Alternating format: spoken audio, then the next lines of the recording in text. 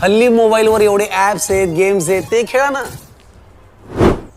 तुमच्या कष्टाच्या पैशांशी कशाला सही आहे म्हणून खेळत बसताय? अहो, त्यांना समतासोबत वाढवा ना. समता पतसंस्था, टेन्शन नाही, रिटर्न्स निवडा. शिर्डीत अवैध वेश्या व्यवसायावर पोलिसांची मोठी कारवाई.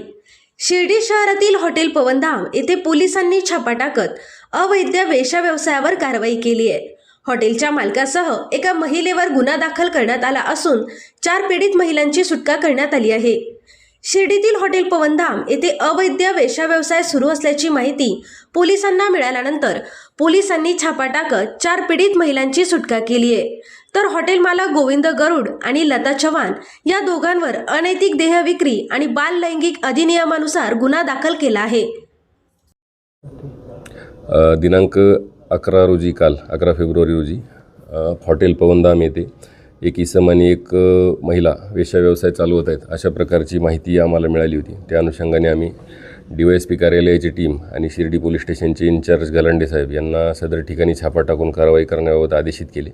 त्या अनुषंगाने त्या ठिकाणी छापा टाकला असता एक आरोपी महिला आणि एक पुरुष आरोपी असे 2 जण मिळून आले. त्यांना अटक करण्यात आली आणि त्या ठिकाणी वेश्या व्यवसाय चालवण्यासाठी एक पीडित महिला आणि एक पीडित मुलगी, अल्पवयीन मुलगी यांची सुटका करण्यात आलेली आहे.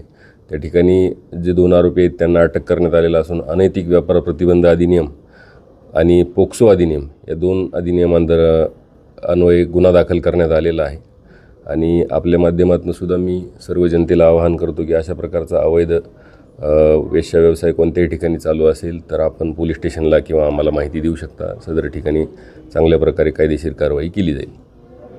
आणि DYSP कार्यालय आणि शिर्डी पोलीस स्टेशन यांच्या माध्यमातून गोपनीय पथकं तैनात करण्यात आलेली आहेत.